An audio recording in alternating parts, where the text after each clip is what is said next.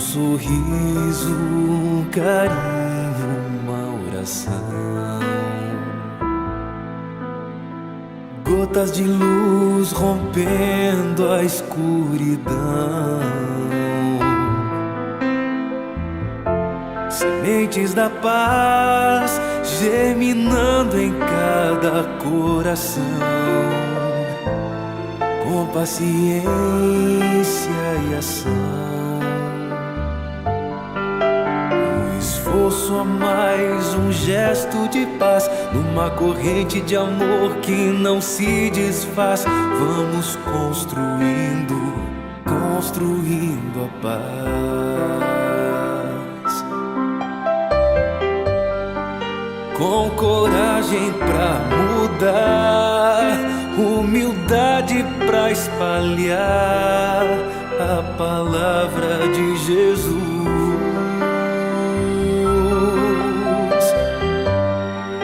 Inundando o coração, transbordando a emoção de estar mais perto de Deus.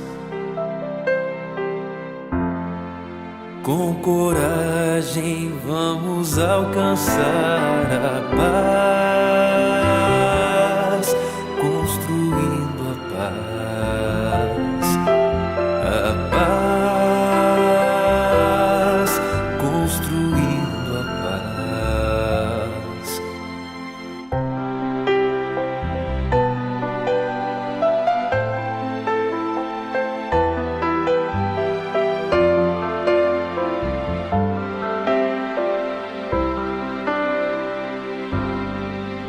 Sorriso, um carinho, uma oração.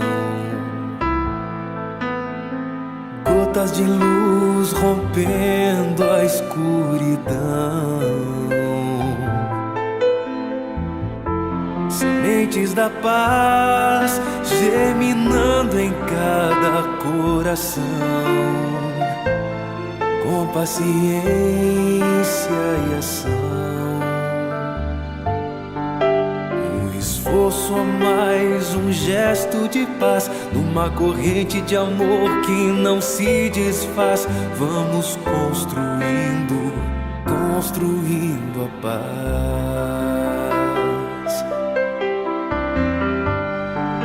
Com coragem pra mudar, humildade pra espalhar a palavra de Jesus.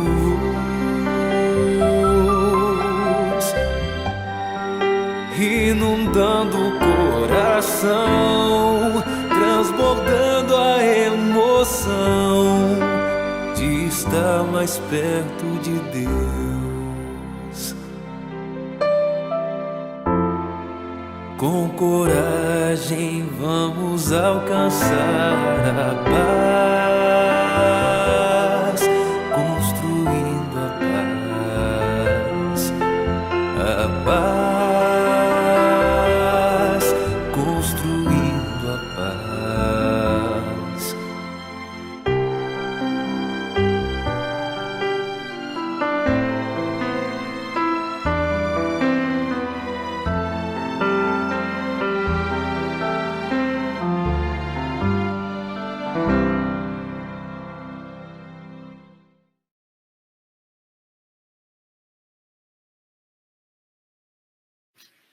Boa noite, meus queridos.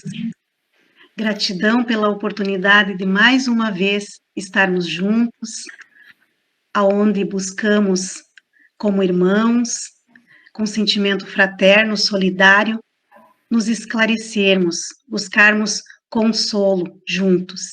E encontramos na doutrina espírita todas as ferramentas para essa construção de esclarecimento e de consolo. Então, mais uma vez, gratos pela oportunidade. Para o trabalho de hoje, então, nós contamos com o Emerson, com o Sandro, com a Jana, e na técnica nós temos a Bruna. Então, começando pela Jana, para que deixe o seu boa noite inicial, Jana. Boa noite a todos, os amigos aqui presentes, os colegas. E mais uma quinta, estamos aqui então na busca do conhecimento, do estudo, e que possamos juntos, então, como eu sempre digo, né, a união faz a força, que possamos juntos, então, aprender, entender os ensinamentos de Jesus. Emerson. Boa noite, Ju, boa noite, Sandro, boa noite, Jana, boa noite a todos que nos acompanham. É uma alegria, mais uma vez, podermos estar aqui, dividindo esse momento, compartilhando com os amigos que nos assistem, o conteúdo tão rico da doutrina espírita, que tanto nos auxilia e que nós adoramos dividir com os amigos. Sandro. Boa noite, queridos colegas, mais uma vez. Eu acho que essa semana deu dobradinha, né? Foi a mesma da semana passada, eu acho. Bom, mas enfim, é uma alegria muito grande estar com vocês, né? Os queridos colegas, e que estamos longe, mas tão perto, né? Porque a doutrina espírita nos aproxima. E a esses que nos ouvem, né? Esses queridos irmãos que nos ouvem, que mais uma vez reiteramos que nos deixaram entrar em suas casas, né? Que nós possamos estar todos harmonizados nessa noite, né? Nesse desafio que se tem de tentar levar o evangelho para dentro dos lares e acima de tudo, para dentro dos corações, né? Para que nós sejamos os colaboradores de Deus. Que Jesus nos abençoe e nos guie nesse trabalho de hoje. Boa noite, então. Obrigado, meus queridos. Agora, o Sandro falando, né, desse momento de estarmos temporariamente afastados, tem uma música que eu gosto muito, que é tradicionalista, do Luiz Marenco, que diz que tempos que nos separam é os que mais nos aproximam. E realmente esse tempo nos aproximou de alguma maneira, né? Bem, meus queridos, na semana passada nós vimos o primeiro capítulo do Evangelho segundo o Espiritismo, onde a gente viu as 3 revelações, sendo a primeira, então, Moisés, que trouxe-nos os 10 mandamentos, em uma época em que vigorava a lei de Talião, do olho por olho, dente por dente. Aí veio a segunda revelação, na pessoa de Jesus, que nos apresentou a lei de amor. E entre os seus ensinamentos estava o amor aos inimigos, o perdoar não 7 vezes, mas 70 vezes 7 vezes. Quando alguém lhe bater numa face, apresenta-lhe a outra. Se alguém te pedir a túnica, entrega-lhe também o manto, e assim por diante. Jesus resumiu toda a lei e os profetas na máxima: amarás o teu Deus de todo o teu coração e o próximo como a ti mesmo.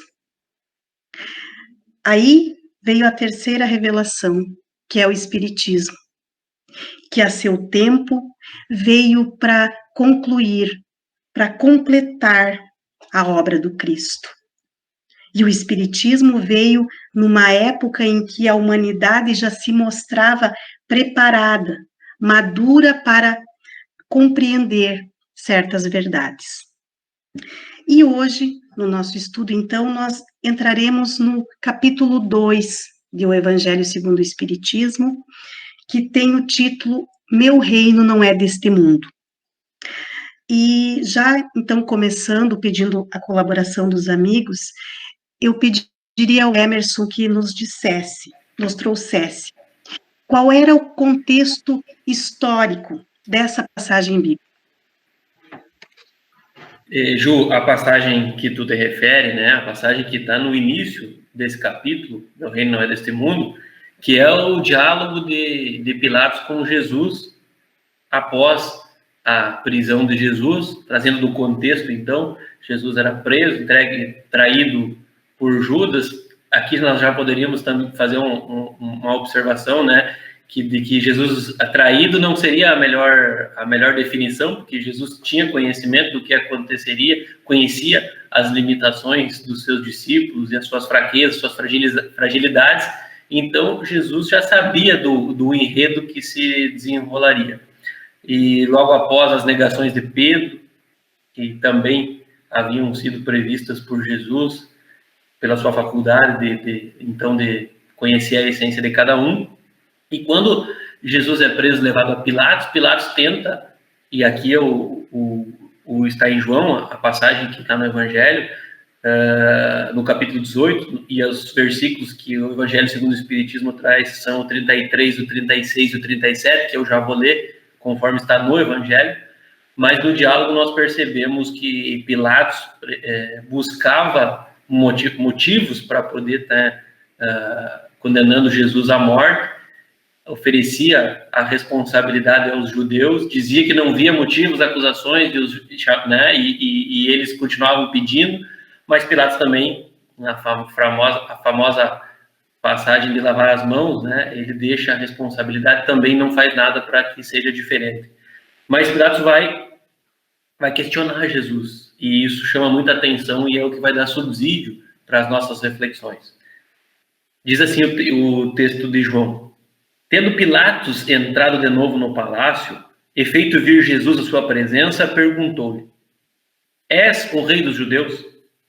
Respondeu-lhe Jesus: meu reino não é deste mundo. Se meu reino fosse deste mundo, os meus súditos teriam combatido para impedir que eu caísse nas mãos dos judeus. Mas o meu reino ainda não é aqui.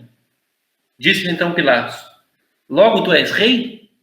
Jesus lhe respondeu: tu o dizes, sou rei. Não nasci e não vim a este mundo senão para dar testemunho da verdade. Aquele que pertence à verdade, escuta a minha voz. Talvez Pilatos, com certeza, não tinha condições de compreender aquilo que Jesus estava dizendo. Mas Jesus sempre se ofereceu como um exemplo moral, como um exemplo a ser seguido, ofereceu as ferramentas ao seu povo para que eles pudessem seguir. E essa autoridade conferida, essa autoridade moral que Jesus carregava, nós vamos ver na sequência, e não quero adiantar todo o assunto, que carregava sim uma nobreza, mas uma nobreza muito diferente daquela que era observada por Pilatos, ou que os judeus mesmo esperavam, né? Porque uma vez que não reconheceram Jesus, foi pela decepção de estar esperando alguém que viesse para ajudar eles a se impor acima dos outros povos, dominar, humilhar os outros e mostrar da sua superioridade. E quem veio foi alguém que veio para trazer exemplos e uma motivação para uma superioridade bem diferente da expectativa dos judeus da época, que era uma superioridade moral. Obrigado, mano. Sandro, como podemos entender, como interpretar essas palavras de Jesus? Meu reino não é deste mundo. Antes de falar desse assunto, eu gostei dessa introdução do Emerson, quando ele fala de Judas, da traição.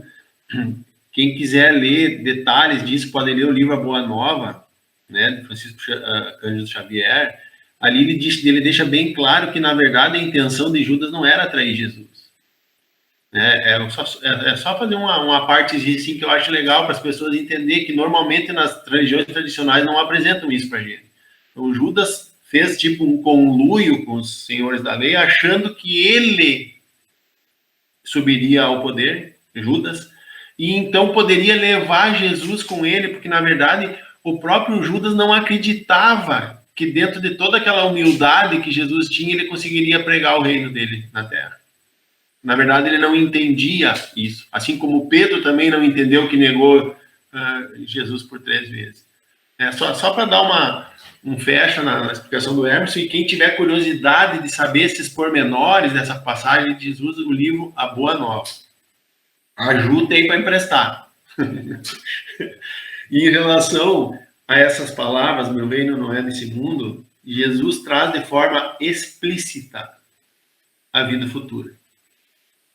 E ele apresenta nessa possibilidade aonde deveria estar todo o nosso empenho, onde devia estar toda a nossa preocupação enquanto humanidade. E todas as passagens, todos os ensinamentos que Jesus deu depois, está embasado justamente nisso, na vida futura, na colheita depois.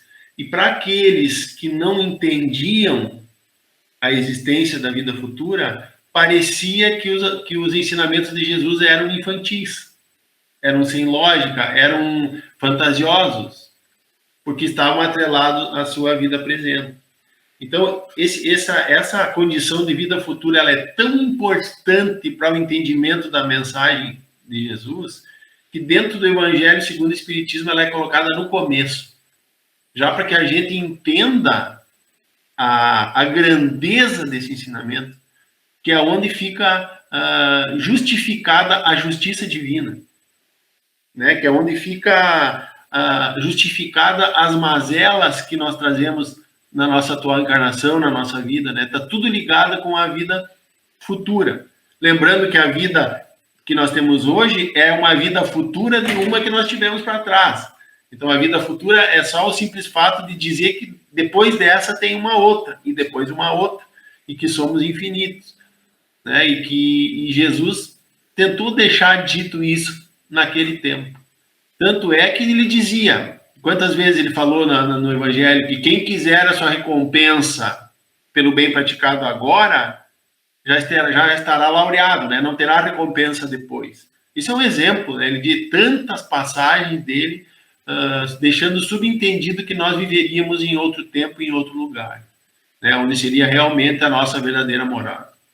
Então, meu reino não é desse mundo, significa que tem algo além, tem uma vida futura, aonde os valores morais que o Emerson falou ali do Cristo vão se executar de forma mais eficiente, né, e mais contundente, né. É lá que nós vamos aprender o verdadeiro valor como é que vamos dizer assim, da riqueza moral que Jesus tinha e que talvez não foi entendido naquela época. Obrigado, Sandro. Jana, o que as pessoas daquela época, os judeus, no caso, pensavam da vida futura? Bom, continuando assim nesse raciocínio, né, sobre a vida futura, como os colegas já falaram, né, ele é um dos principais ensinamentos de Jesus, né, tendo por base nos trazer respostas, né, dentro da nossa existência, através dos seus ensinamentos, onde nós podemos buscar sentido, né, para a nossa vida, saber o porquê que estamos aqui, por que devemos nos preocupar com o amanhã. Mas na época de Jesus, naquela época, as pessoas não possuíam condições para entenderem, captar a essência desses ensinamentos. As colocações que ele trazia para os homens na época, ele tinha um conhecimento desse estado espiritual em que nos encontrávamos, né? Hoje ainda nós possuímos instintos, né? Estão em nós ainda instintos. Naquela época, então, muito mais aguçados, né? O que nos distanciava do cumprimento das leis morais. E nesse contexto, então, que se fala que naquela época o povo acreditava na existência de anjos, né? Que eram seres privilegiados perante eles, e que se encontravam bem distantes, né, daquela realidade do povo, da população. Não conseguiam, então, captar que todos esses ensinamentos, toda essa evolução, toda essa perfeição que nós temos hoje, né? Entendiam também que as guerras, as calamidades, os prazeres materiais, a supremacia, né, de uma civilização em relação à outra, eram recompensas que eram vindas de Deus pelo cumprimento que eles faziam nesse sentido, né?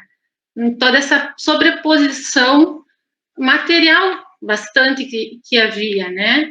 Assim como também os desastres, né, e tal, as derrotas que tinham, eles achavam que era pelo merecimento, né, ou não, dessas leis que entendiam, né, como corretas na época.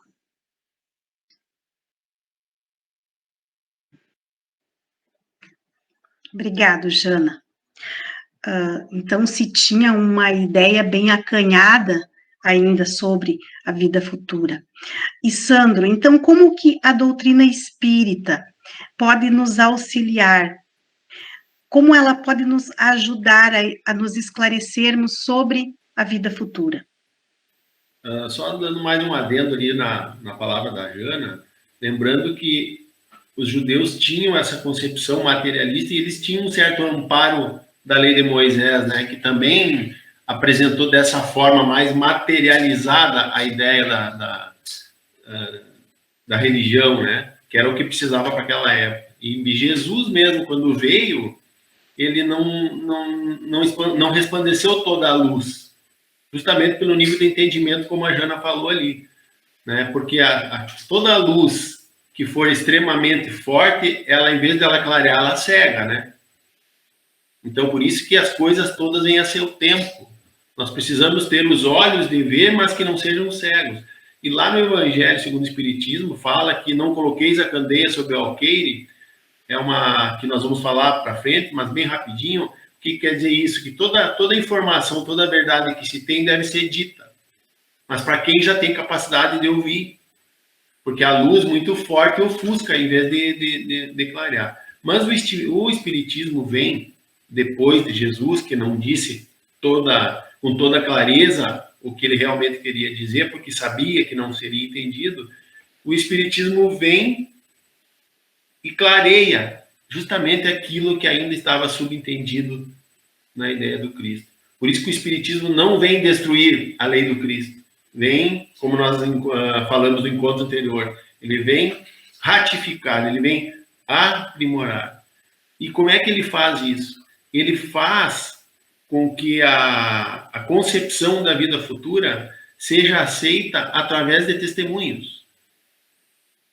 Né? Testemunhos oculares, é o que diz no Evangelho segundo o Espiritismo.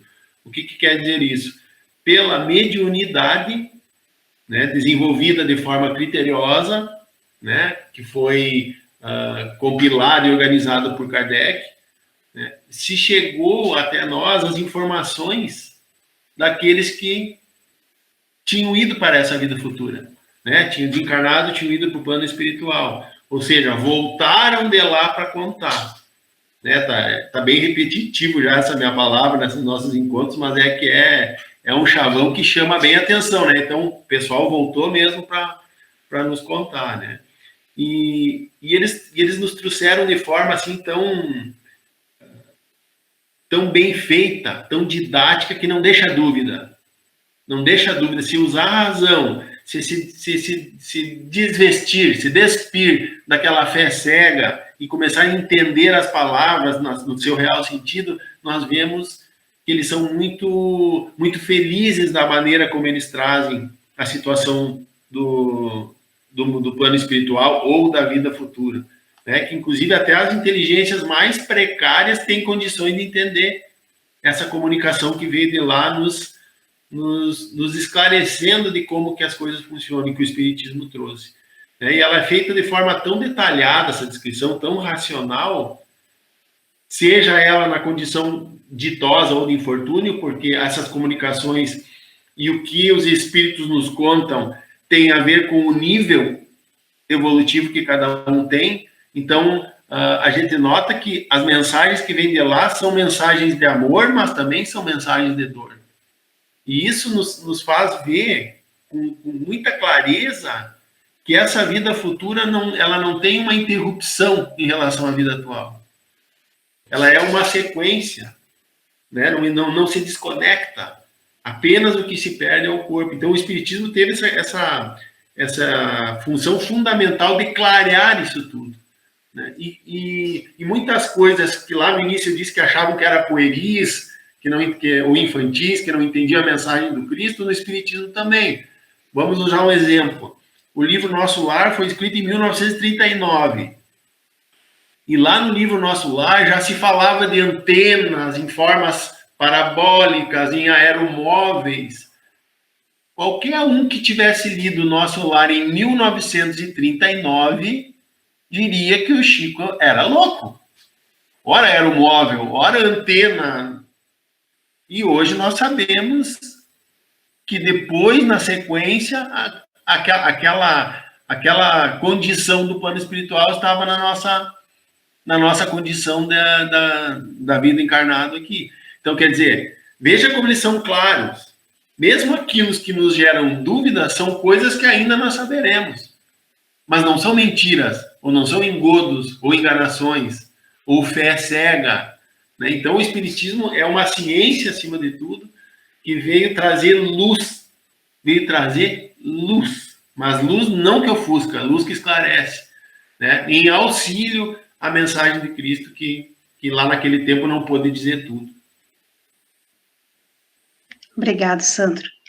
Bem, como o Sandro disse, então, né, reiterando que a base da doutrina espírita é a reencarnação, ou seja, é a possibilidade de um mesmo espírito voltar tantas vezes quantas forem necessárias, mas em corpos diferentes.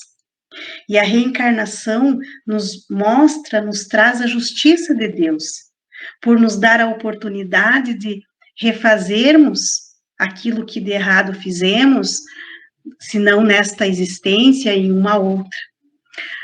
Mas, Emerson, é possível compreender com clareza a doutrina do Cristo, sem nós levarmos em consideração a imortalidade da alma?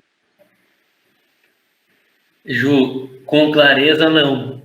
E não é possível compreender a doutrina do Cristo com clareza sem o entendimento da vida futura, e também não é possível um entendimento da vida futura sem a compreensão da doutrina do Cristo.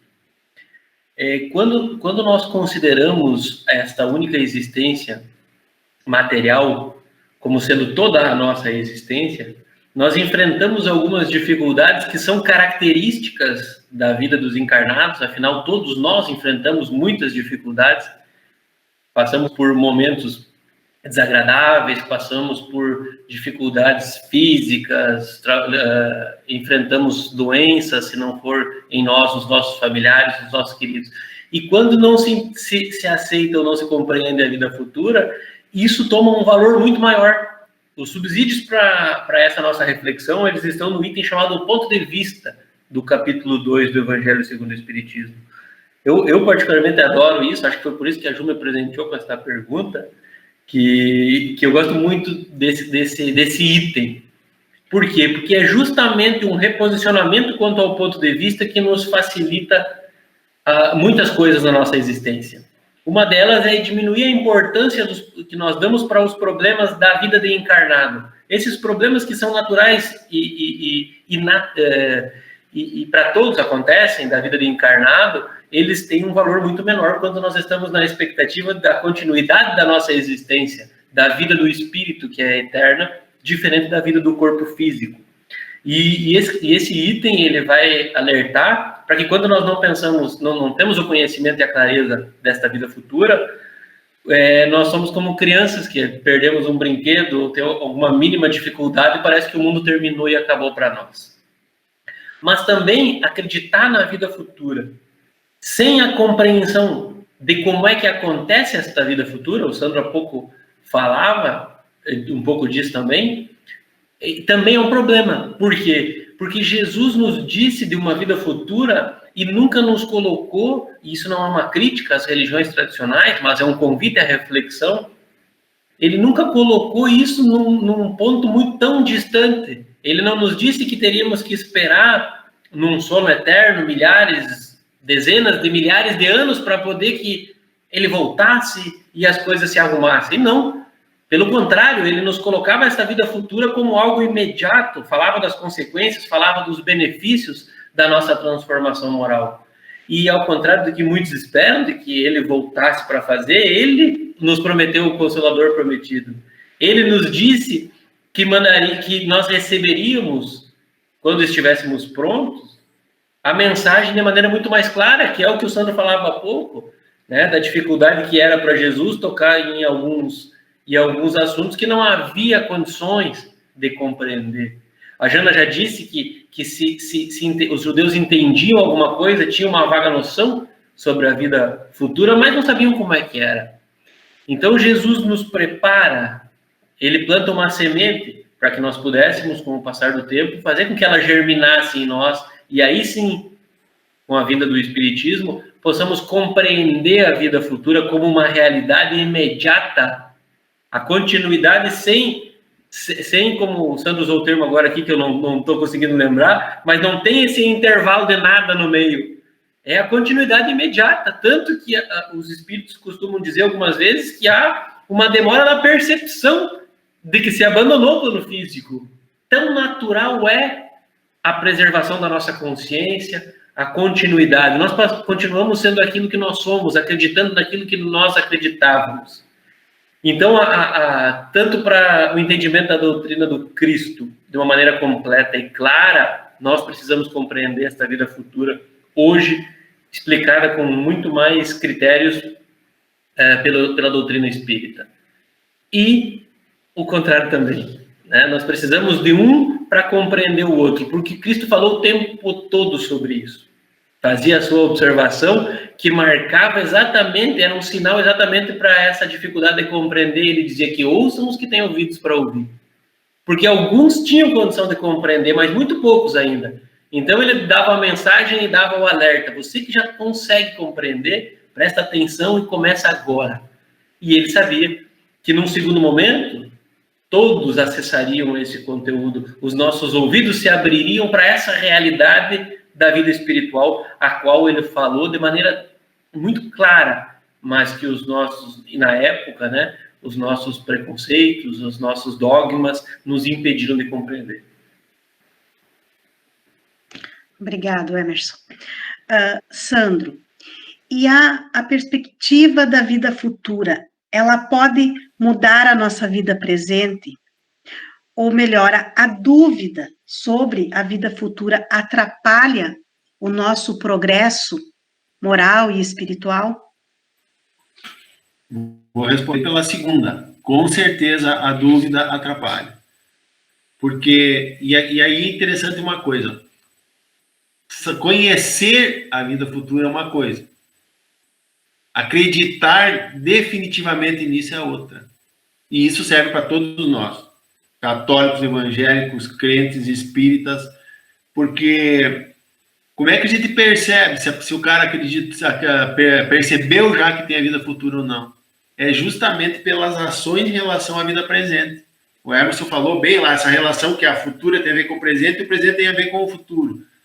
Né? Como assim? Aqueles que têm a dúvida ou não estão convictos de que a vida futura é realmente aquela que Jesus nos apresentou, que não tem interrupção, que nós somos uma sequência daquilo que nós somos e não daquilo que nós temos, né? Que é isso que nós levamos na nossa bagagem, isso reflete diretamente nas nossas ações na vida atual.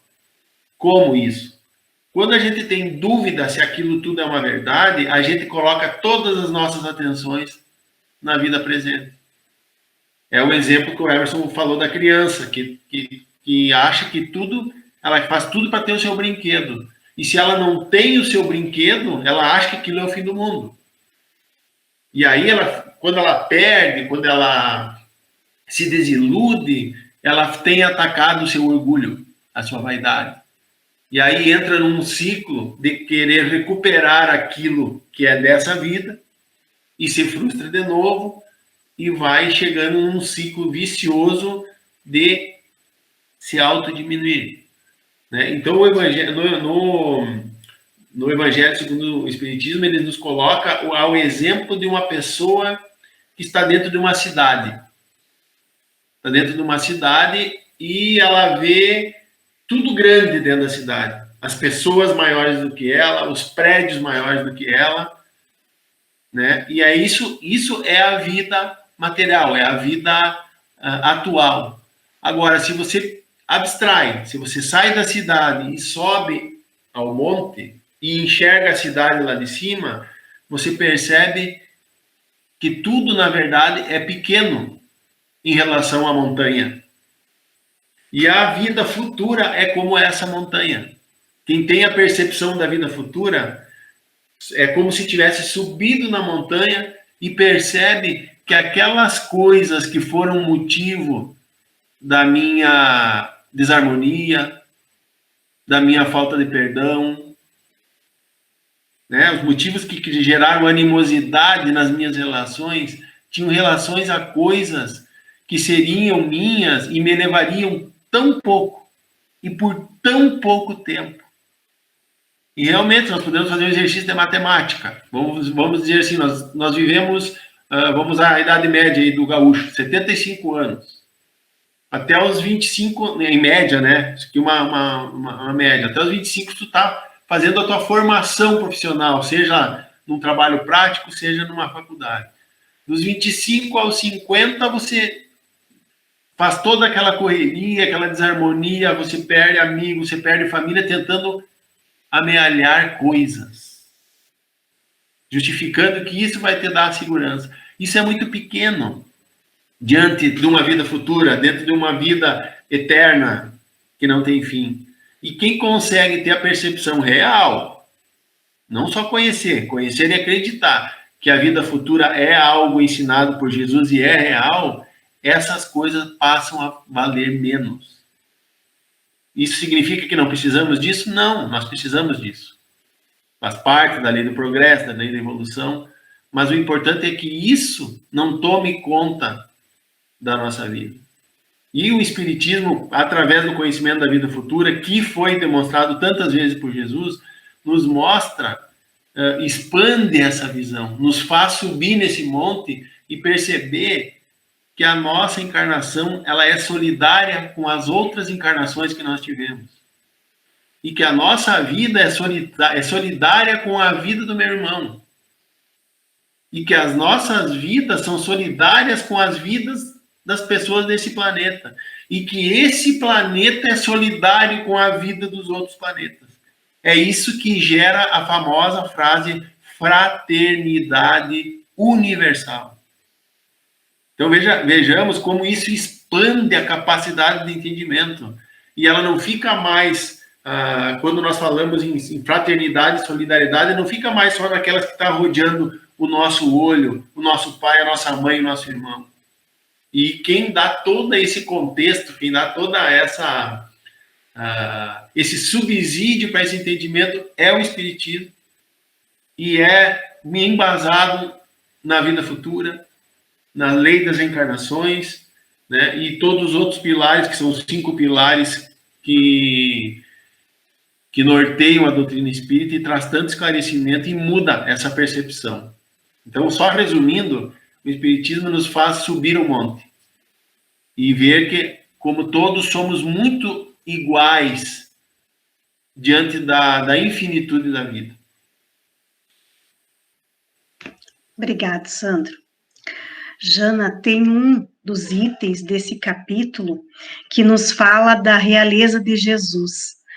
O que nós podemos entender, Jana, por realeza de Jesus? Como Jesus já nos disse, né? Meu reino não é deste mundo. O título de rei no plano terrestre cabe àqueles que, devido à sua condição, à influência que consegue atrair, né, para si perante os homens, por se sobressaírem em aspecto social, são características da realeza na Terra, né? Possuem um início e possuem um fim, caracterizado ainda, né, que temos como uma coroa, né? Influenciada por política, por a intenção de vantagem para si só, o que gera, né, um dos maiores prejuízos aí da moral, que é o egoísmo. Já a realeza de Jesus, ele nos traz o seu amor, né? O seu reino está dentro de nós, dos nossos corações.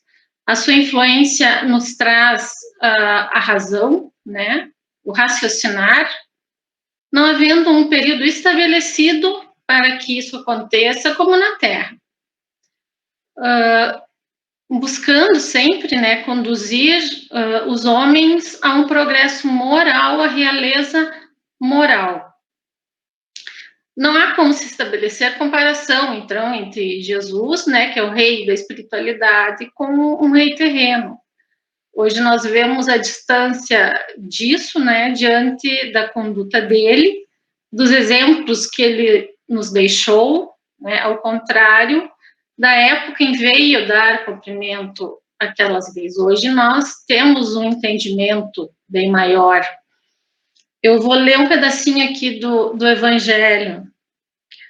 Além de ser imortal, é sempre abençoado pelas gerações futuras e continua governando, mesmo após a morte.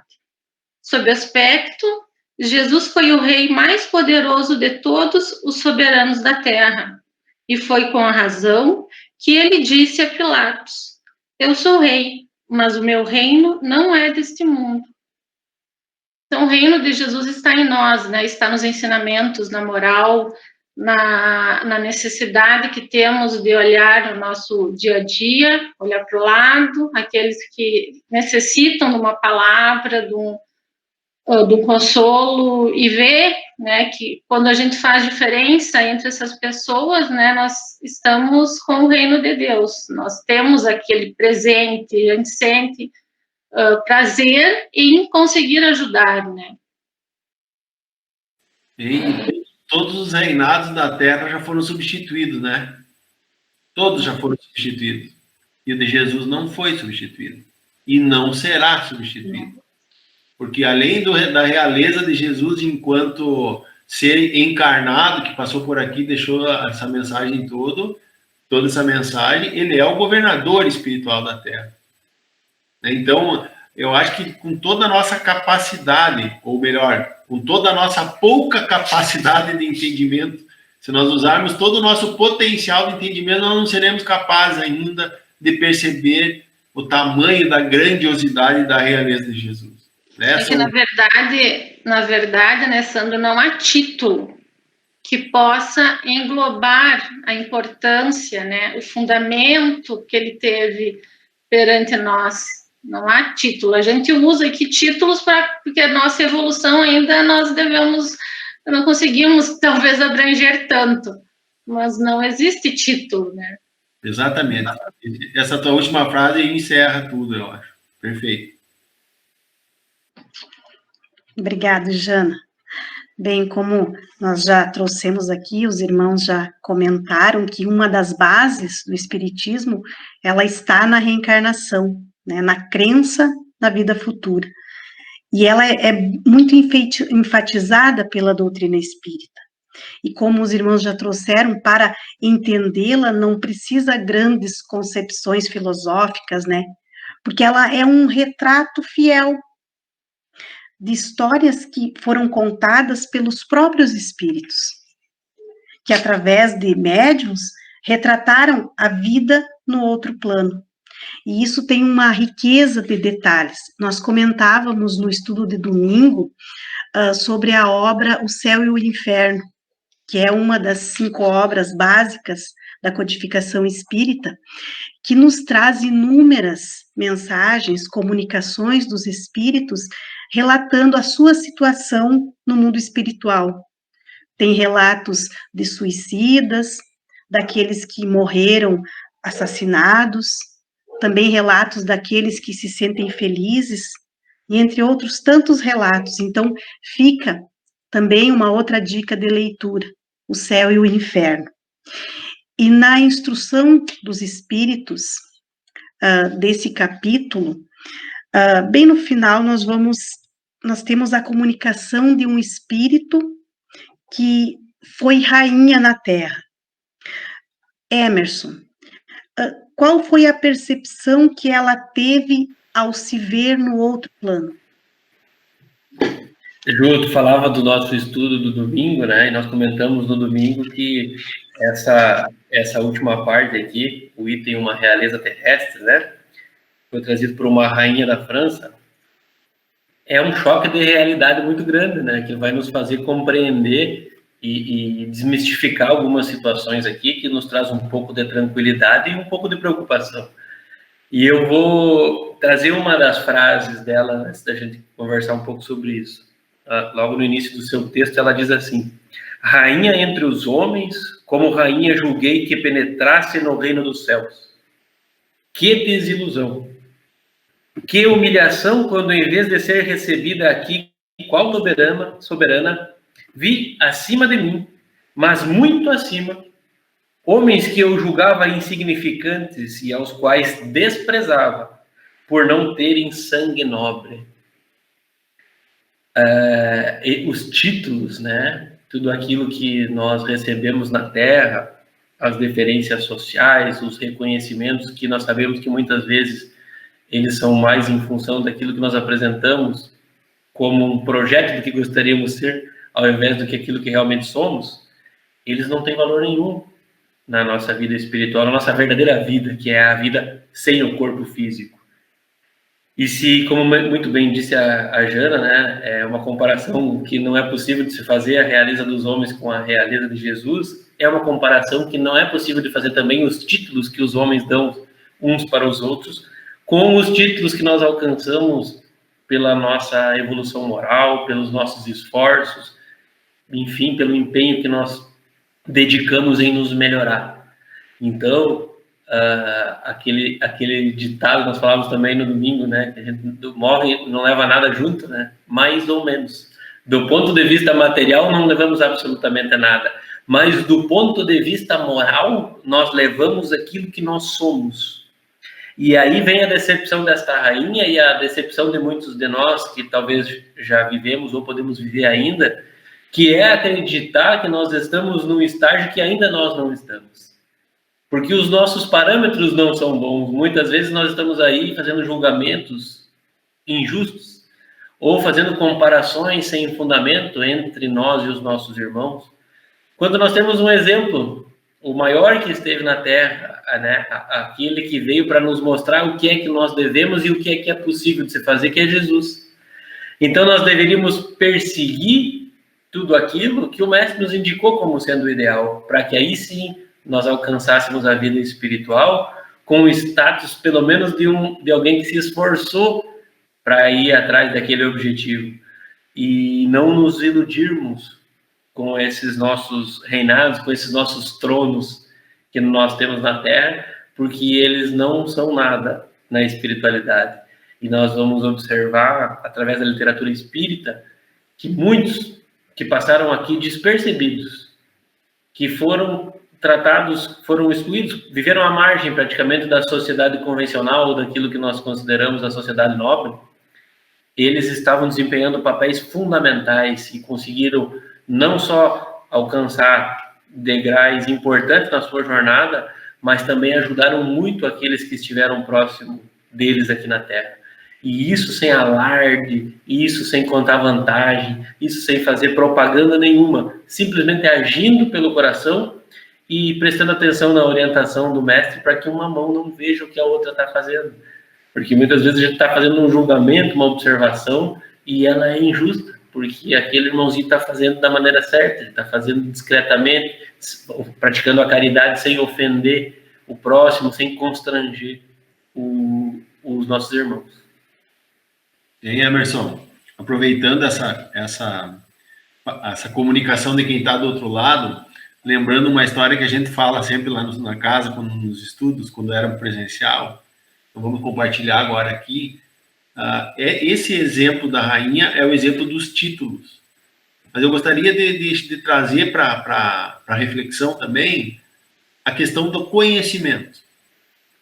Muitos de nós, isso que nós estamos fazendo aqui hoje é tentar gerar conhecimento para nós, solidificar o conhecimento e para os que nos ouvem.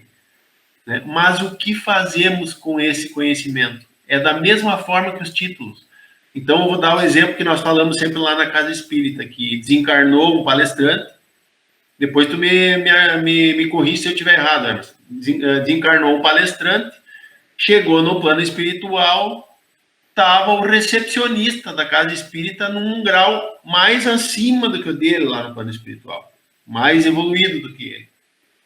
E ele, percebendo isso, ficou impressionado. Mas como assim que você está acima de mim? Tu era só recepcionista, eu era o palestrante, eu era o que trazia informações e consolo para os corações das pessoas. Como é que você fez para estar aí? Ele olhou para o cara e disse assim: olha, senhor, eu não lembro os nomes agora, mas eu fiz exatamente o que o senhor dizia nas palestras que tinha que fazer. Ou seja, moral da história, o palestrante tinha um arcabouço de conhecimentos absurdos, né? Era um excelente orador, conhecia as verdades, mas não exercitava as verdades. O recepcionista lá, que ficava lá só recebendo as pessoas, não fazia nada no sentido de divulgar ou de se apresentar, como o Emerson falou antes ali, mas foi um espírito que exerceu aquilo que conheceu. Então, quando se fala em títulos, podemos extrapolar isso para nível de conhecimento também. Então, o que nós vamos fazer com o nível de conhecimento que nós estamos buscando? É só para botar uma pulguinha aí atrás da orelha de todo mundo. A história é mais ou menos essa, mas também nós precisamos destacar aqui diante dessa história o equívoco que é acreditar que o trabalhador que faz palestra tem alguma importância a mais do que o trabalhador que é recepcionista.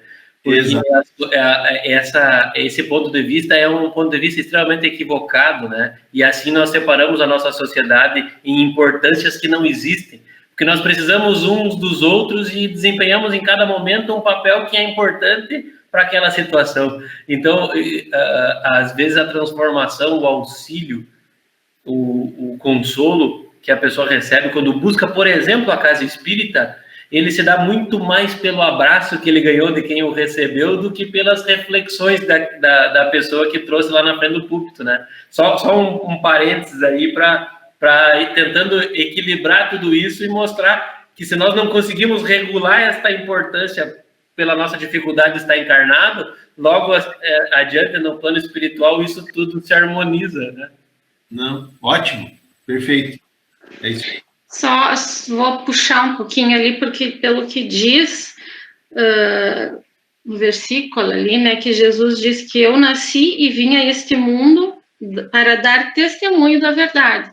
Ele veio dizer que ele testemunhou, ele praticou, ele passou pelas dificuldades e ficou ali para testemunhar, para nos mostrar, né? Tem uma palestra do Haroldo que até ele diz, não me lembro lá, ele se refere a outra pessoa, mas ele diz que por que Jesus, com toda a superioridade dele, não dá um jeito de sair da crucificação, né? E não, ele permanece ali porque o objetivo dele é justamente a humildade, levar, né, aquele entendimento, aquele conhecimento e o valor daquilo para nós, né? O testemunho dele. Obrigada, meus queridos. Como o nosso estudo de hoje foi gratificante, foi gostoso, né? Então, agora já nos encaminhando para o final, eu já pediria que o Emerson já deixasse o seu boa noite. Muito obrigado mais uma vez a todos pela companhia, por essa oportunidade de trabalho. Nós somos, sem dúvida nenhuma, os primeiros beneficiados pelo fato de poder estar estudando, lendo, estar mais próximos, por mais um dia, das reflexões propostas pelo Espiritismo, mas sempre com base na doutrina do Cristo. Muito obrigado, esperamos poder estar aqui novamente. O Sandro lembrou aí que estamos numa dobradinha, e esperamos poder ter contribuído e não estar aqui castigando aqueles que nos ouvem aí com a nossa presença mais uma vez, mas, sem dúvida, é sempre bom estar aqui na companhia dos trabalhadores da Casa Espírita, que a gente está um tempo sem dar um abraço, e a gente gosta muito de abraço, e assim a gente pode estar se olhando, estar se vendo. Não consegue estar vendo aqueles que estão nos assistindo nesse momento, mas sintam-se, sem dúvida, abraçados por nós. Muito obrigado. Jana. Bom, não somente, né, Emerson, como você falou, repete-se, né, eu repito que é uma grande oportunidade de estar aqui, que é muito bom estar aqui, e é repetido não somente por uma simples apresentação, é repetido porque é verdade, né? Então, quanto mais nós conseguirmos estudar juntos, né, porque é junto que a gente faz tudo isso, melhor será, né? Então, uma boa noite a todos, fiquem com Deus. Sandro. é fantástico ver a alegria da Jana, ver a alegria da Ju, a alegria do Emerson, sabe? Então, isso significa que como esse trabalho desenvolve amor no nosso coração, sabe? Por nós que estamos aqui, pelo potencial que tem disso chegar e poder transformar, que seja uma ideia de uma pessoa. Não sei quantas nos assistem, quantas nos assistirão, mas isso é fantástico. Né? Isso é uma coisa que não tem nome, né? Que é uma característica do Espiritismo, não tem nome. É uma informação que está sendo lançada para que os corações percebam, e não importa quem foi que disse, dos homens. O que importa é que quem originou essa informação foi Jesus, que foi codificada por Kardec, que trouxe toda essa claridade para o entendimento das coisas. E isso traz uma alegria profunda para a gente. Eu acho que até meio emociona, né? E que essa emoção possa, de alguma forma, passar para os corações daqueles que ouvem, né? Possa despertar a vontade de conhecer, por mais que mesmo conhecendo nós possamos ser como aquele palestrante que não exercitou tudo que sabia, mas é importante que conhecer seja o primeiro passo. O recepcionista conheceu ouvindo e executou e foi para um bom lugar. Então, assim, a mensagem de hoje é que nós possamos subir a montanha para ver quão pequenos são os nossos interesses materiais e quanto grande nós podemos ser quando nós nos enxergarmos realmente como humanidade, né? Como uma fraternidade universal, acreditando que nós sofremos influências, inclusive de outros mundos, dos quais provavelmente nós já fizemos parte e faremos também de outros. Então, que esse entendimento se amplie e que nós possamos cada vez mais sermos felizes. Uma boa noite a todos, um beijo no coração de cada um. Obrigado, meus queridos. Realmente é gratidão que se une à emoção, que se une à felicidade de estar em contato com a doutrina espírita, de estar em contato com os irmãos tão queridos que juntos agregam aos nossos conhecimentos. Um abraço, que a paz e o amor de Jesus possa nos envolver e permanecer conosco. Uma boa noite.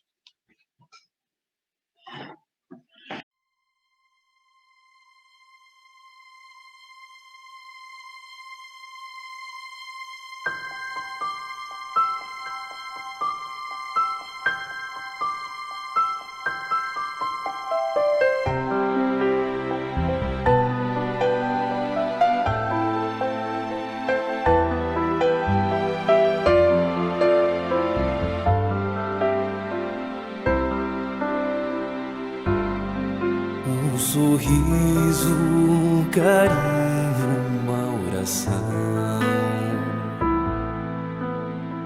gotas de luz rompendo a escuridão, sementes da paz germinando em cada coração,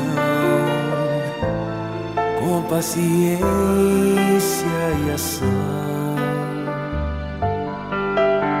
Esforço a mais, um gesto de paz, numa corrente de amor que não se desfaz. Vamos construindo a paz,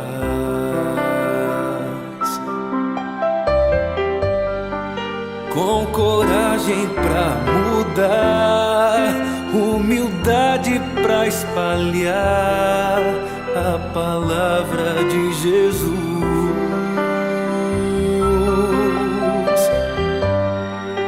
Inundando o coração, transbordando a emoção de estar mais perto de Deus.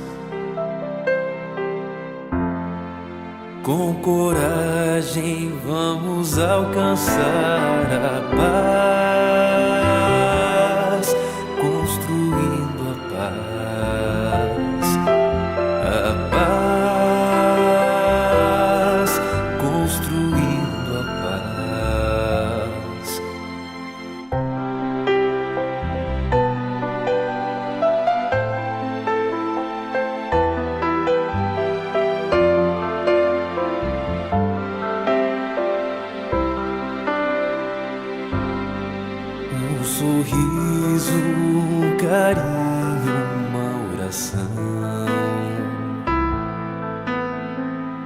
gotas de luz rompendo a escuridão, sementes da paz germinando em cada coração, com paciência e ação. Um esforço a mais, um gesto de paz, numa corrente de amor que não se desfaz. Vamos construindo, construindo a paz,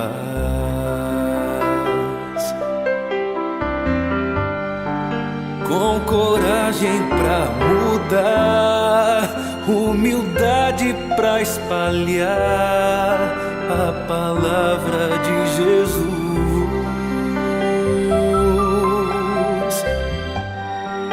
inundando o coração, transbordando a emoção de estar mais perto de Deus. Com coragem vamos alcançar a paz.